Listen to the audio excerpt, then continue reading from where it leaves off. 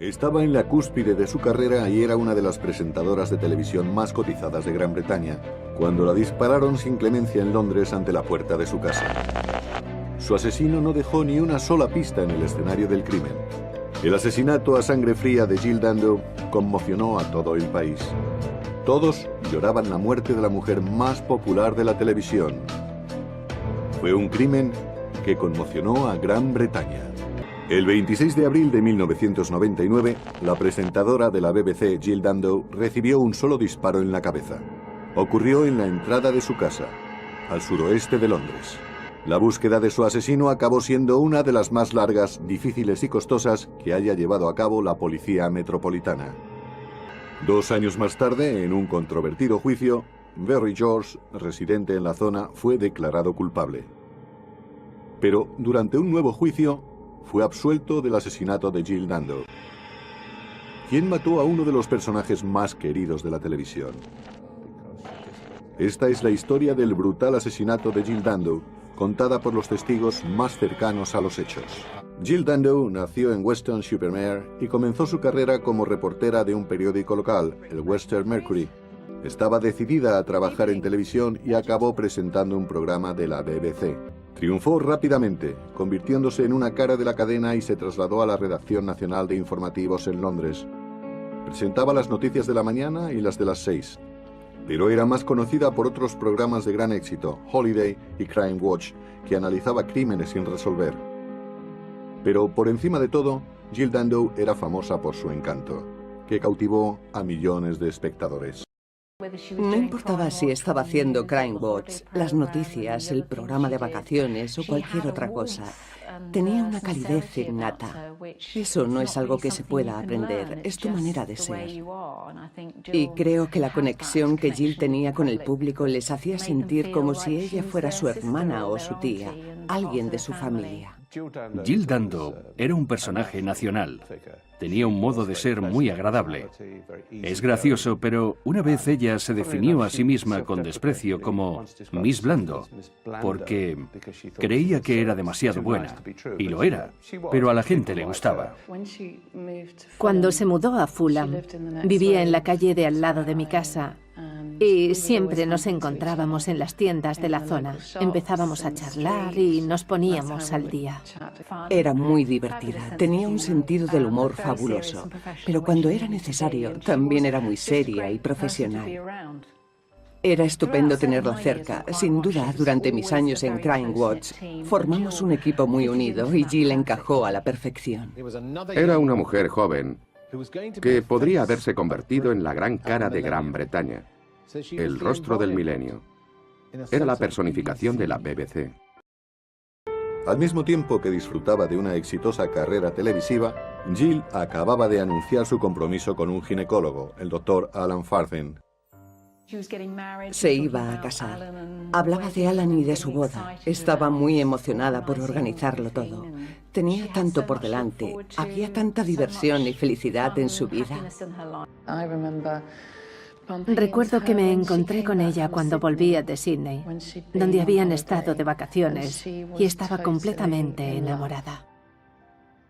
Se conocieron en una cita a ciegas y se iban a casar en septiembre de 1999. Jill hablaba con ilusión sobre sus deseos de ser madre. Estaba más feliz que nunca. 26 de abril 1999. Jill Dando había pasado la noche en casa de Alan Farthing en Chiswick. Salió de la casa de su prometido en Chiswick, creo que sobre las 7 o las 8 de la mañana. Su idea era pasar por su casa. Creo que tenía una sesión de fotos a la hora de comer, para un trabajo que estaba haciendo. Y luego por la tarde tenía una prueba de su vestido de novia. Jill Dando iba a pasar por su casa solo para cambiarse. Ya no vivía allí, vivía con su novio, a varios kilómetros de distancia. En la avenida Gowan. Era un adosado de 2 pisos que iba a vender por 400.000 libras de la época. Jill vivía en la avenida Gowan, en Fulham, al suroeste de Londres. La avenida Gowan es una calle típica de Londres, con casas adosadas. La mayoría de los vecinos de la zona están trabajando por el día, Y no hay mucha gente a esa hora. Pero es una zona donde hay muchas familias con niños que van caminando hasta el parque o al colegio o a la compra. Cuando compró la casa en Fulham, estaba encantada. Me dijo que una de las razones por las que compró la casa era porque tenía un seto y un árbol que le proporcionaban intimidad. Cuando dejó la casa de su prometido en Chiswick, Jill hizo varias paradas de camino a casa, incluyendo una breve parada en la gasolinera, el centro comercial Kings en Hammersmith y una pescadería en Fulham Road. Era sobre las 11:30 de la mañana cuando por fin llegó a la avenida Gowan. Aparcó el coche y salió de él. De hecho, todavía tenía las llaves en la mano. Jill se aproximaba a la puerta de su casa ajena a que alguien vigilaba de cerca todos sus movimientos. La chica de oro de la BBC, Jill Dando, era la estrella que todo el mundo adoraba. Estaba entusiasmada ante sus planes de futuro. Pretendía casarse con su prometido y empezar una familia. Pero esos planes nunca se cumplirían. Jill llegó a su casa en la avenida Gowan sobre las 11:30 de la mañana. Mientras buscaba en el bolso las llaves, se acercaron a ella por detrás. 11:45 de la mañana. Esa mañana estaba trabajando desde casa. Iba a ir a Monster Road a hacer unas fotocopias. Cuando salí, vi que su coche estaba aparcado. Y a medida que me iba acercando a su casa, me fijé a propósito en la entrada principal. Al parecer, lo que sucedió fue que Jill Dando se fue a casa, a una casa donde ya no vivía, y parece ser que fue atacada y disparada en la entrada, justo antes de entrar. Fue un asesinato despiadado. No la dispararon desde cierta distancia. El asesino no estaba en la puerta, no estaba saliendo de un coche, fue directamente hacia ella. La empujó hacia el escalón de forma que ella estaba de rodillas, le puso la pistola en la sien y disparó una sola vez. No hay forma de estar preparado para lo que iba a venir. Todo cambió en un segundo. Fui testigo de una escena terriblemente violenta. Al principio, en esos primeros segundos, fue muy difícil darme cuenta de que era Jill la que estaba en esa postura en el umbral de su casa, apoyada sobre la puerta. Había cambiado de color. Había perdido mucha sangre e instintivamente supe que estaba muerta. La verja estaba cerrada y Helen sabía que era muy importante no alterar la escena del crimen. Miré alrededor y no había nadie en la calle. Rápidamente cogí mi teléfono móvil y llamé a los servicios de emergencia. Mientras hablaba con ellos, dije que pensaba que había sido apuñalada porque había mucha sangre. En ese momento, no se me ocurrió que hubiera sido un disparo. Y durante la conversación, añadí discretamente, se trata de Jill Dando. En estado de shock, Helen no quería estar sola. Recordé que había visto a una vecina que vivía cerca de mí. Así que corrí calle abajo y llamé a su puerta. Mi vecina vino hasta el escenario del crimen, echó un vistazo y dijo, parece que está muerta. Y se fue corriendo hasta la consulta de un médico. Entonces me volvió a dejar sola en el escenario del crimen, mirando a Jill, que estaba sin vida en la puerta de su casa. La policía fue la primera en llegar. Abrieron la verja y examinaron a Jill. Llegaban diferentes noticias. Creo que había mucha confusión debido a la naturaleza del incidente y también por el hecho de quién era ella. Rápidamente nos metieron a mí y a las otras dos personas, la recepcionista del médico y mi vecina, en la casa del vecino de Jill. Enseguida llegaron los servicios de emergencia y la ambulancia aérea. Llevaron a Jill Dando al hospital Charing Cross. Su muerte ha sido certificada a las 13:03 de la tarde. La presentadora de televisión Jill Dando ha sido asesinada en la puerta de su casa de Londres. Se ha visto salir a un hombre del número 29 de Gowan por la carretera a Fulham Palace Road. Los detectives están intentando encontrar el móvil del asesinato. Me quedé paralizada en muchos sentidos. Creo que jamás me habían dado una noticia tan impactante como esa. En este país, aunque hay muchos tiroteos, normalmente están vinculados al mundo del crimen, a las bandas. Pero no disparan a una mujer en la puerta de su casa en una calle de Londres, en una calle respetable. Era extraordinario. Hay una imagen que, para mí, es muy difícil borrar. La de su precioso anillo de pedida, con toda esa esperanza en su mano muerta. Todo se desvaneció. Scotland Yard entró en acción con la operación Oxborough, la investigación criminal más larga desde el violador de Yorkshire. Independientemente de quién sea la víctima, la investigación debe hacerse con cierta metodología. Debido a que la víctima de este caso era tan famosa, todo se vio magnificado.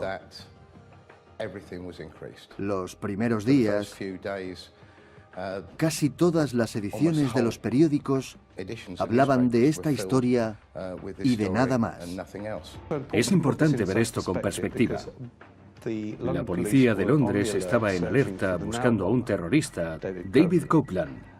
Había mucha actividad policial alrededor de Londres y muchos medios se habían centrado en esa noticia, porque ya habían explotado dos bombas, una en Brick Lane y otra en Brixton, y había mucha preocupación por si este terrorista volvía a actuar de nuevo. Los medios dedicaron una atención sin precedentes a la investigación de la policía, y debido a la popularidad de la víctima, la Brigada de Homicidios fue consciente de que estaban bajo la atención del público. Se enfrentaron a su primer obstáculo cuando la policía científica examinó la escena del crimen. Uno de los principales problemas de la policía fue que los servicios médicos que atendieron la escena del crimen comprometieron el caso. El hecho de que movieran el cuerpo una vez que habían comprobado que no se podía hacer nada fue bastante problemático. No se pudo obtener ninguna prueba de la escena del crimen.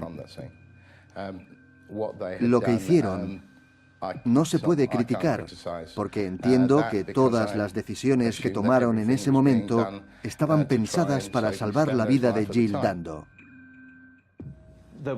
No se pudo encontrar nada en la escena del crimen, aparte, por supuesto, de la bala que mató a Jill Dando.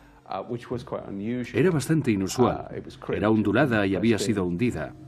Utilizaron a 50 agentes para peinar la zona y las calles de alrededor.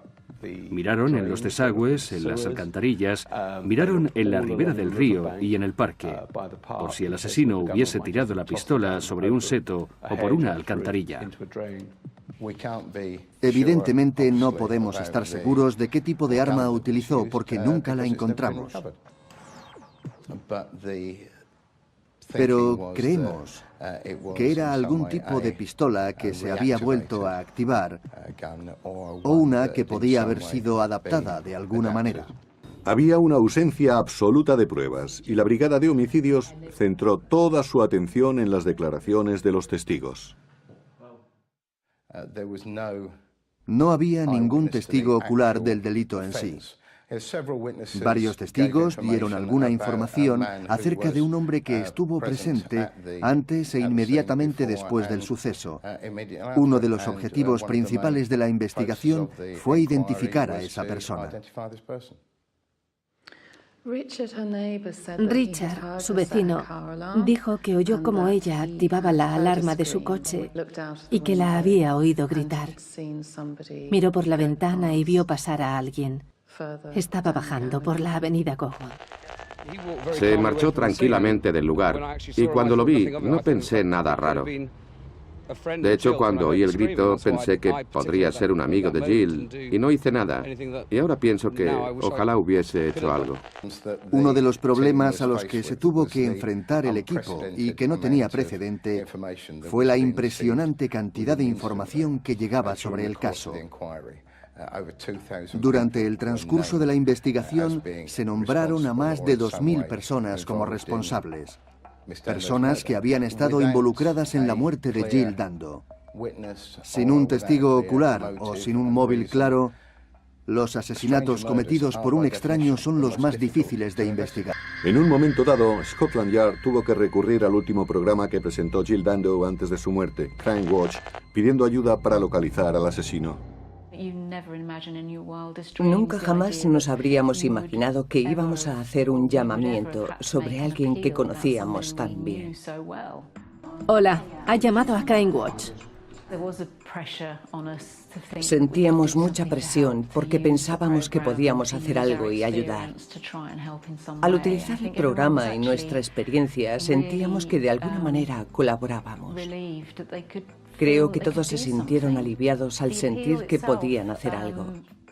En la operación para buscar al asesino de Jill, se hicieron muchas llamadas.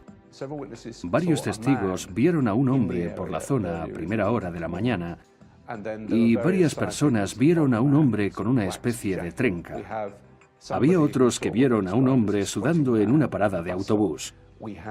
Y también había un hombre sudoroso en Fulham Palace Park, en el Parque Fulham, que está al otro lado, muy cerca de la avenida Gowan. Y estaba hablando por un teléfono móvil.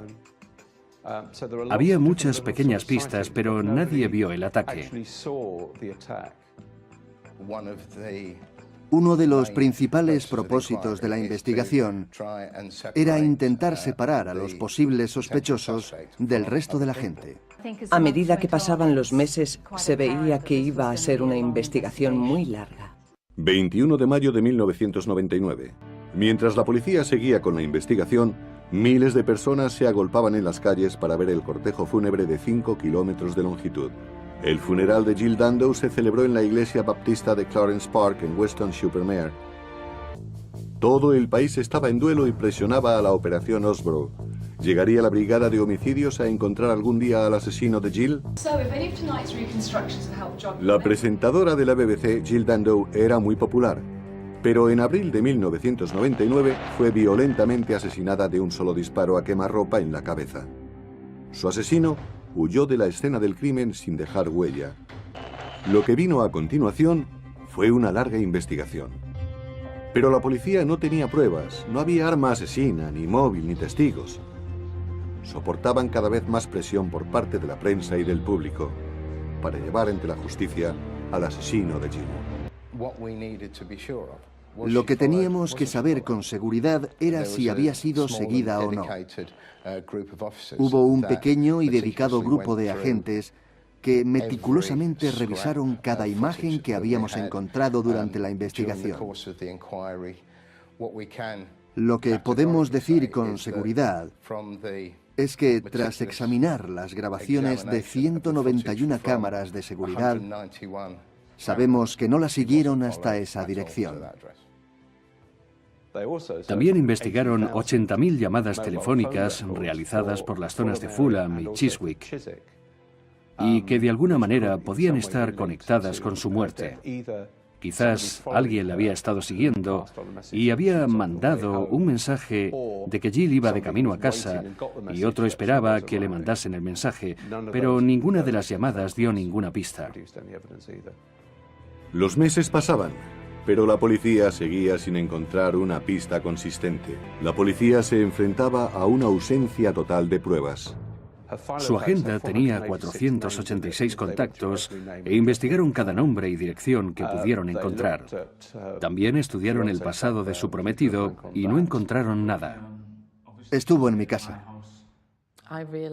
Me di cuenta de que probablemente yo estaba en la lista de los sospechosos ya que yo había sido la primera en llegar a la escena del crimen. Pero era lógico. Los más cercanos a la víctima siempre son investigados, y yo sabía que también me investigarían. Debido a quién era y a la naturaleza de su trabajo, era muy difícil esclarecer un móvil. No podíamos encontrar un motivo por el que alguien querría matarla. Debido a la atención constante de los medios, las autoridades sentían mucha presión y necesitaban de algún modo encontrar un culpable, pero agotaban rápidamente todas las vías de investigación.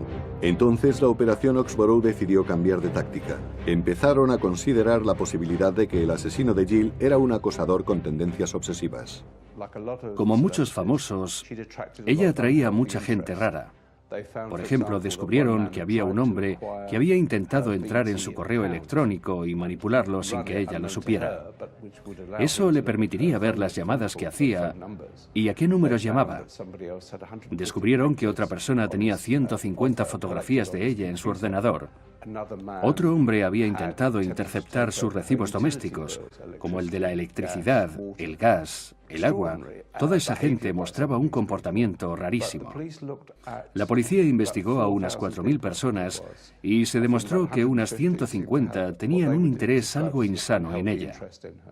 Pero en resumidas cuentas, no se pudo probar que ninguno de ellos tuviera un interés que fuera más allá de una fantasía o una fijación.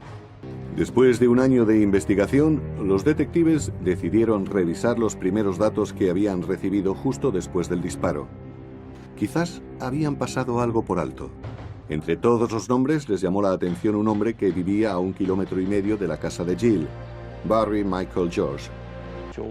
George había sido condenado por un delito sexual en la década de los 80 y también se descubrió que había sido arrestado en uno de los sótanos del palacio. Llevaba una cuerda alrededor del hombro y un cuchillo.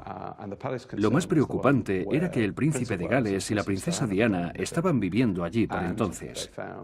También descubrieron que había sido arrestado en los años 90 por seguir a mujeres. Nadie en la comisaría de Fulham sabía nada de él. Barry George estaba muy abajo en la lista de sospechosos. Le describieron como un solitario, pero era un sospechoso típico. Y como la policía no encontró a nadie, volvieron a investigarle. A los pocos días del asesinato de Jill, se informó a la policía de la existencia de Barry George. El detective John Gallagher encontró un mensaje que hablaba de un hombre llamado Bulsara y que había llegado de la Fundación Jafad. Se trataba de un centro para discapacitados que estaba muy cerca del lugar del disparo. Decían que el tal Bulsara parecía muy nervioso y que estaban preocupados por él.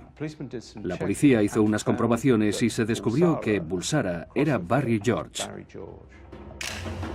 Barry George decía a menudo que era primo del músico británico Freddie Mercury y utilizaba el mote de Barry Bulsara.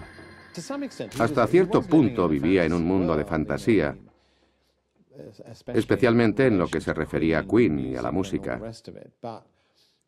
Pero nada más, vivía abiertamente en su mundo fantasioso. No se estaba ocultando de nada. También utilizaba el nombre de Paul Gadd, que era el nombre real de Gary Glitters, y el de Steve Power, que era un soldado de la SS que formó parte del asedio a la embajada iraní. Otras veces se hacía llamar Lee Mayors, un doble famoso de Hollywood. Fue condenado por varios delitos bajo esos nombres tan extraños. Es solo un ejemplo de la vida tan fantasiosa que llevaba. Y cuando la policía le investigó como posible sospechoso principal, todo eso se sumó a la mezcla. Creo que la mayoría de la gente que vive en Fulham sabía que Barry George merodeaba por las calles. Era bastante llamativo. Necesitaba algo más de ayuda que la que le proporcionaba la comunidad. Posteriormente se realizaron más investigaciones sobre los primeros momentos en los archivos policiales y se descubrieron nuevos datos. La policía estaba preocupada porque al revisar los informes vieron que una empresa local de taxis también llamó a la policía poco después del tiroteo. Por lo visto, un hombre había aparecido allí y les había empezado a contar historias extrañas. A la policía le pareció que se estaba preparando una coartada. Lo crucial era la hora, porque el asesinato tuvo lugar a las 11:30 de la mañana. Y debían averiguar si él había ido a la fundación local, a Hafad. Quizás después se habría ido a casa a cambiarse de ropa, o quizás a un parque, y luego cogió un taxi para ir a otra parte. Su coartada sería que no estaba en la calle cuando todo ocurrió. Los detectives decidieron vigilarle y discretamente siguieron todos sus movimientos. Tuvimos acceso a un montón de fotografías en blanco y negro que le habían hecho en la calle. Mi percepción era que esas fotografías no nos llevaban a ninguna parte. En otras palabras, sí parecía algo furtivo en la calle, pero es que él siempre parecía un furtivo. En la investigación se descubrió que Barry George tenía antecedentes por seguir y fotografiar mujeres. Hubo un caso, creo que fue el caso de una mujer en la cola de un autobús, y creo que él se subió en el autobús con ella. Eso es un comportamiento muy abierto. En otras palabras, es alguien que no tiene pareja y está desesperado por tener una relación con alguien. Y es muy infeliz. Creo que es una situación muy poco agradable para la mujer que sea la destinataria de toda esa atención. Barry era una persona que necesitaba ayuda, al parecer, pero eso es algo que no tiene nada que ver con la naturaleza de este crimen. No estuvo siguiendo a Jill Dando para tener una relación con ella. Los perfiles psicológicos definían a alguien que probablemente fantaseaba. Puede que fantasease con la princesa Diana porque ambos habían tenido relaciones complicadas. Todas estas cosas se fueron sumando hasta apuntar hacia él. De hecho, acabó siendo el sospechoso principal. 25 de mayo de 2000, un año después del asesinato de Jill y basándose en las pruebas, la policía creyó que era conveniente detener a Barry George. 4 policías desarmados, o al menos eso es lo que sigue manteniendo Scotland Yard, le arrestaron y empezaron a registrar su casa. Y ahí es donde las cosas empezaron a ponerse interesantes. El apartamento de Barry George estaba completamente lleno de periódicos viejos, hasta el techo. Apenas se podía entrar. Quizás fuese un tipo raro por guardar todos esos periódicos y recortes. Y sí, tenía un lado obsesivo. Este hombre coleccionaba cosas, pero hay muchas personas que coleccionan cosas. Puede que no hasta ese nivel, pero ¿obsesionado con Jill Dando? Desde luego que no. Si hubiese estado obsesionado con Jill Dando, habría acumulado muchas noticias sobre ella porque ella salía en la prensa constantemente. Pero ninguna de esas noticias estaba recortada ni subrayada. Nada indicaba que le gustara Jill Dando, ni que la persiguiese en todo momento. Los detectives se llevaron varios objetos. Se llevaron un abrigo que había llevado él y lo mandaron a analizar. Revelaron unos 100 carretes de fotos que encontraron y descubrieron que había estado acechando a unas 480 mujeres. La investigación policial también descubrió que le interesaban las armas de fuego. Barry George fue interrogado en la comisaría de Hammersmith. Este hombre le dijo a la policía que no tenía armas y que no las había tenido desde hacía mucho tiempo. Pero se descubrió que había intentado alistarse en el regimiento de paracaidistas en la sección de TA. Intentó alistarse en el ejército. Fue socio de un club de tiro en Kensington. Tenía algunas pistolas y un antiguo vecino suyo le había visto con un arma. Tras su arresto quedó claro que sí tenía interés en las armas de fuego. No tenía el arma que se había utilizado en el parque, pero sí le interesaban las armas. Aunque eso no quería decir que fuese el asesino. Dijo que no tenía nada que ver con Jill Dando, que ni siquiera sabía que ella vivía en la zona. Nunca se encontraron, nunca la había visto y negó cualquier vinculación con el asesinato. Le pidieron a Barry George que realizara una rueda de reconocimiento. Él se negó a participar en esa ronda, así que la ronda se hizo en un portátil mostrando imágenes de los posibles sospechosos e imágenes de personas inocentes. Los testigos tenían que señalar a los posibles culpables. Había un vecino que vivía al lado de Jill Dando y que estaba mirando hacia la calle en ese momento. También otro hombre que vivía enfrente había visto algo. Ambos vieron a alguien salir de la zona donde sucedió todo. Los dos fueron a la ronda de reconocimiento y ninguno eligió a Barry George. Eligieron a otras personas. Mientras Barry George seguía detenido, la policía científica hizo un descubrimiento muy interesante. La policía se alteró cuando los forenses dijeron que habían encontrado algunos restos de pólvora en el bolsillo del abrigo de Barry George. La medida era como la milésima parte de un centímetro. Era absolutamente minúscula, pero lo interesante era la composición química. Según los científicos, era exactamente la misma que tenía la bala que había matado a Jill Dando. También encontraron una fibra en la escena del crimen que era de un material exactamente igual al de unos pantalones del sospechoso principal, Barry George. El 29 de mayo de 2000, Barry George fue oficialmente acusado de asesinato. ¿Iba a conseguir la policía justicia para Jill Dando? La investigación para resolver el asesinato de Jill Dando iba a convertirse en una de las más largas y costosas de toda la historia de Gran Bretaña. En los meses que siguieron a la muerte de Jill, la Operación Oxborough investigó, interrogó y descartó a miles de sospechosos. Un año más tarde, un residente de la zona, Barry George, destacaba como sospechoso principal. Al investigar con mayor profundidad su historial delictivo y someterle a vigilancia, la policía decidió detenerlo. Cuando registraron su casa, requisaron algunos efectos personales para examinarlos. Los forenses encontraron una pequeña cantidad de pólvora en el bolsillo de su abrigo e hilos de su pantalón en la escena del crimen. Y la Brigada de Homicidios acusó a Barry George del asesinato de Jill Dando. El arresto de Barry George hizo que se volcasen sobre él opiniones muy negativas. El público empatizaba mucho con la mujer famosa, inteligente y bella, que había sido asesinada a las puertas de su casa, y todos lloraban su pérdida. Por lo tanto, cualquiera que fuera arrestado por ello iba a tener problemas inmediatamente. Casi un año después de su detención, por fin empezó el juicio por el asesinato de Jill Dando.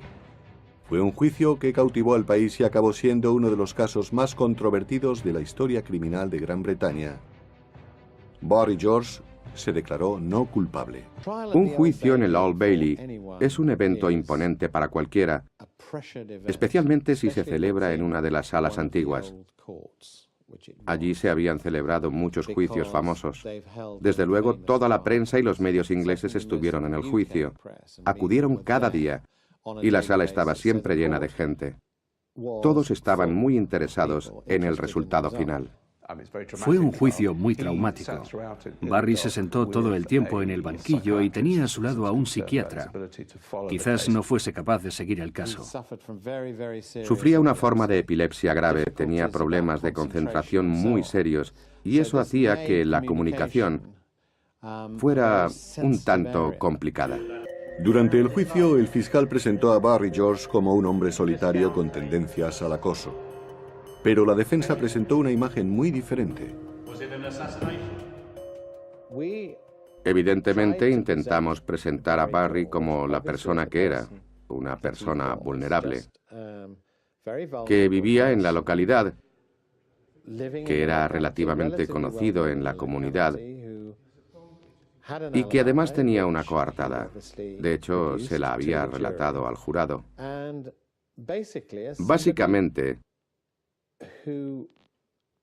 era alguien incapaz de llevar a cabo ese asesinato. El caso contra Barry George se centró en los descubrimientos de la policía científica. Los residuos producidos por el arma eran la clave porque, según la fiscalía, vinculaban directamente a Barry George con el arma del asesinato. Por lo que a nosotros respectaba, nuestros expertos dijeron que una partícula no demuestra nada. No significa nada científicamente hablando. También investigamos meticulosamente el hecho de que pudiera haberse contaminado en el laboratorio. Porque una partícula puede estar en el aire, puede ir de una superficie a otra, a una mano y a otra superficie.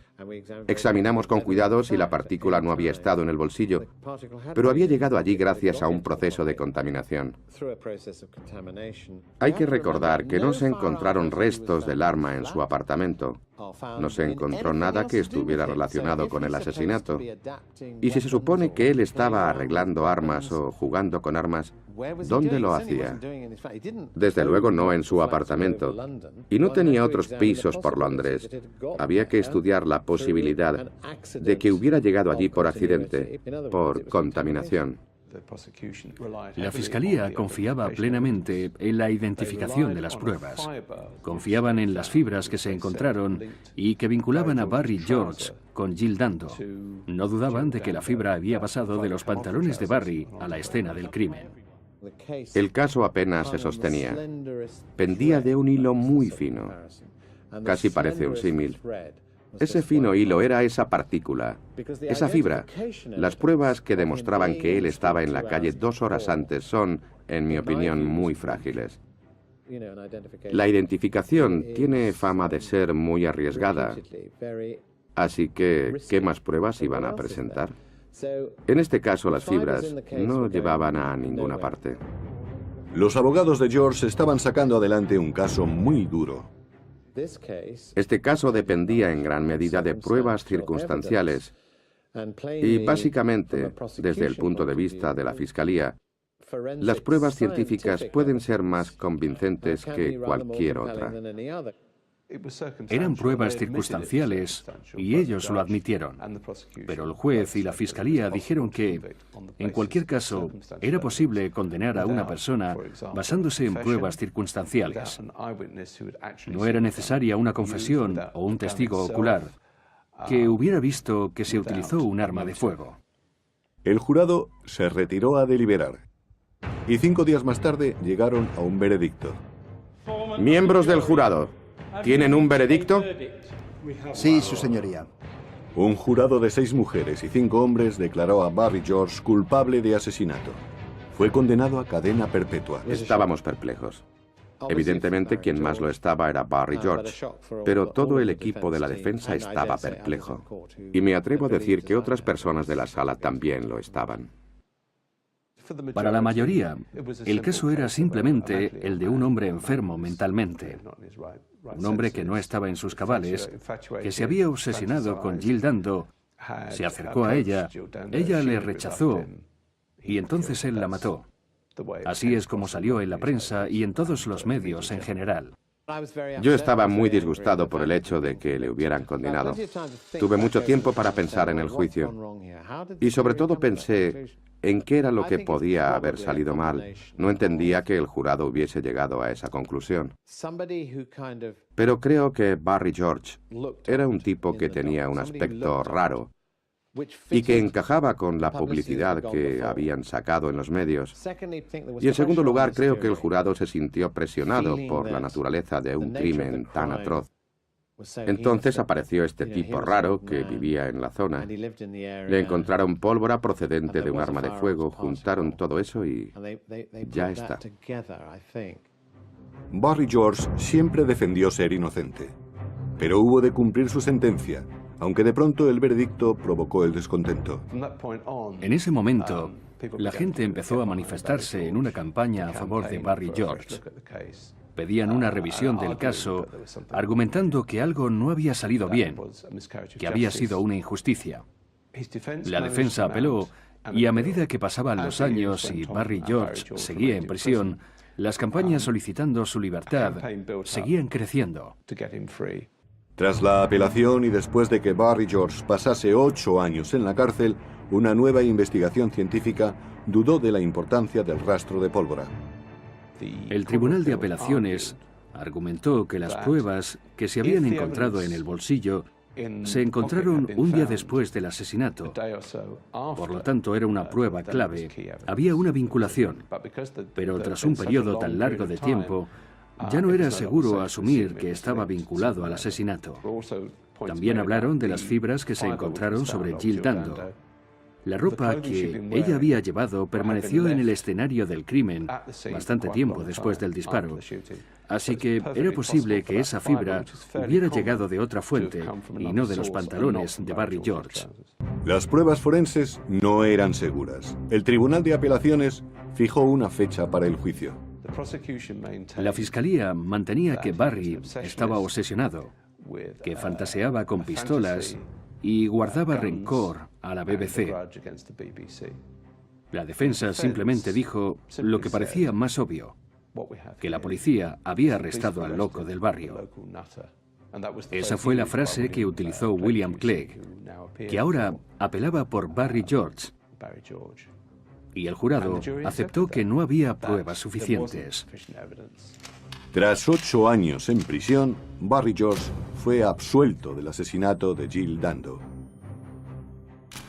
Creo firmemente que la verdad acabará saliendo y que se hará justicia. Pero algunas personas tendrán que esperar un poco más que él. Y para ser justos, lo que le ha liberado ha sido su persistencia y creer en sí mismo. Entonces, ¿quién mató a Jill Dando? No hubo una explicación clara. No fue un ataque sexual, no fue un robo, fue un asesinato indiscriminado. Por eso la gente estaba tan confundida. A lo largo del juicio creí que por la naturaleza de las pruebas y por el modo en que aprovechó la oportunidad, debió de hacerlo un profesional. Todos nosotros fuimos conscientes durante la investigación de que se trataba de un crimen sin sentido. Y esa sensación tan incómoda que sintió todo el país nunca se desvanecerá por completo. Fue algo extraordinario y ruego a Dios que nunca más vuelva a pasar nada parecido. La policía sigue revisando el caso de la presentadora de televisión Jill Dando. El caso sigue abierto.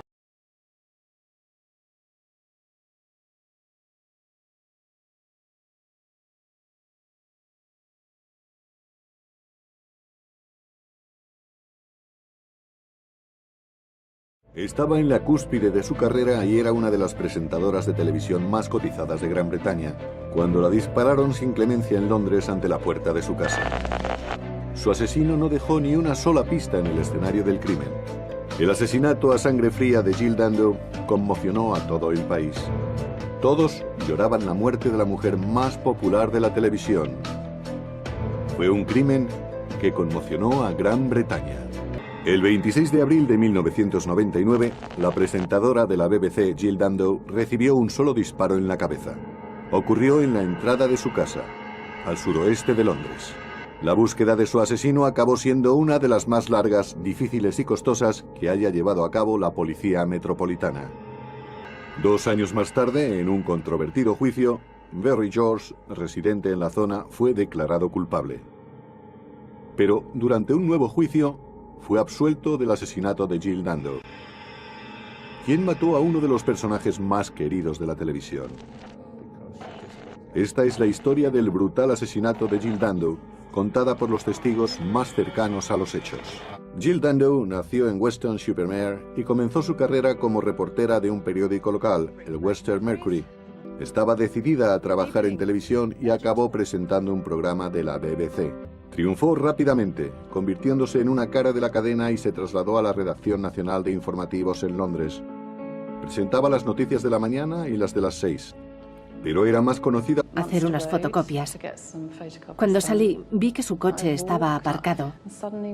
Y a medida que me iba acercando a su casa, me fijé a propósito en la entrada principal. Al parecer, lo que sucedió fue que Jill Dando se fue a casa, a una casa donde ya no vivía, y parece ser que fue atacada y disparada en la entrada, justo antes de entrar. Fue un asesinato despiadado. No la dispararon desde cierta distancia. El asesino no estaba en la puerta, no estaba saliendo de un coche, fue directamente hacia ella. La empujó hacia el escalón de forma que ella estaba de rodillas, le puso la pistola en la sien y disparó una sola vez. No hay forma de estar preparado para lo que iba a venir. Todo cambió en un segundo. Fui testigo de una escena terriblemente violenta. Al principio, en esos primeros segundos, fue muy difícil darme cuenta de que era Jill la que estaba en esa postura en el umbral de su casa, apoyada sobre la puerta. Había cambiado de color. Había perdido mucha sangre e instintivamente supe que estaba muerta. La verja estaba cerrada y Helen sabía que era muy importante no alterar la escena del crimen. Miré alrededor y no había nadie en la calle. Rápidamente cogí mi teléfono móvil y llamé a los... Por otros programas de gran éxito, Holiday y Crime Watch, que analizaba crímenes sin resolver. Pero por encima de todo, Jill Dando era famosa por su encanto, que cautivó a millones de espectadores. No importaba si estaba haciendo Crime Watch, las noticias, el programa de vacaciones o cualquier otra cosa. Tenía una calidez innata. Eso no es algo que se pueda aprender, es tu manera de ser. Y creo que la conexión que Jill tenía con el público les hacía sentir como si ella fuera su hermana o su tía, alguien de su familia. Jill Dando era un personaje nacional. Tenía un modo de ser muy agradable. Es gracioso, pero una vez ella se definió a sí misma con desprecio como Miss Blando, porque creía que era demasiado buena. Y lo era, pero a la gente le gustaba. Cuando se mudó a Fulham, vivía en la calle de al lado de mi casa. Y siempre nos encontrábamos en las tiendas de la zona. Empezábamos a charlar y nos poníamos al día. Era muy divertida, tenía un sentido del humor fabuloso, pero cuando era necesario también era muy seria y profesional. Era estupendo tenerla cerca. Sin duda, durante mis años en Crime Watch, formamos un equipo muy unido y Jill encajó a la perfección. Era una mujer joven que podría haberse convertido en la gran cara de Gran Bretaña, el rostro del milenio. Era la personificación de la BBC. Al mismo tiempo que disfrutaba de una exitosa carrera televisiva, Jill acababa de anunciar su compromiso con un ginecólogo, el Dr. Alan Farthing. Se iba a casar. Hablaba de Alan y de su boda. Estaba muy emocionada por organizarlo todo. Tenía tanto por delante. Había tanta diversión y felicidad en su vida. Recuerdo que me encontré con ella cuando volvía de Sydney, donde habían estado de vacaciones, y estaba completamente enamorada. Se conocieron en una cita a ciegas y se iban a casar en septiembre de 1999. Jill hablaba con ilusión sobre sus deseos de ser madre. Estaba más feliz que nunca. 26 de abril de 1999. Jill Dando había pasado la noche en casa de Alan Farthing en Chiswick. Salió de la casa de su prometido en Chiswick, creo que sobre las 7 o las 8 de la mañana. Su idea era pasar por su casa. Creo que tenía una sesión de fotos a la hora de comer, para un trabajo que estaba haciendo. Y luego por la tarde tenía una prueba de su vestido de novia. Jill Dando iba a pasar por su casa solo para cambiarse. Ya no vivía allí, vivía con su novio, a varios kilómetros de distancia. En la avenida Gowan. Era un adosado de 2 pisos que iba a vender por 400.000 libras de la época. Jill vivía en la avenida Gowan, en Fulham, al suroeste de Londres. La avenida Gowan es una calle típica de Londres, con casas adosadas. La mayoría de los vecinos de la zona están trabajando por el día y no hay mucha gente a esa hora. Pero es una zona donde hay muchas familias con niños que van caminando hasta el parque o al colegio o a la compra. Cuando compró la casa en Fulham, estaba encantada. Me dijo que una de las razones por las que compró la casa era porque tenía un seto y un árbol que le proporcionaban intimidad. Cuando dejó la casa de su prometido en Chiswick, Jill hizo varias paradas de camino a casa, incluyendo una breve parada en la gasolinera, el centro comercial Kings en Hammersmith y una pescadería en Fulham Road. Era sobre las 11:30 de la mañana cuando por fin llegó a la avenida Gowan. Aparcó el coche y salió de él. De hecho, todavía tenía las llaves en la mano. Jill se aproximaba a la puerta de su casa ajena a que alguien vigilaba de cerca todos sus movimientos. La chica de oro de la BBC, Jill Dando, era la estrella que todo el mundo adoraba. Estaba entusiasmada ante sus planes de futuro. Pretendía casarse con su prometido y empezar una familia. Pero esos planes nunca se cumplirían. Jill llegó a su casa en la avenida Gowan sobre las 11:30 de la mañana. Mientras buscaba en el bolso las llaves, se acercaron a ella por detrás. 11:45 de la mañana. Esa mañana estaba trabajando desde casa. Iba a ir a Monster Road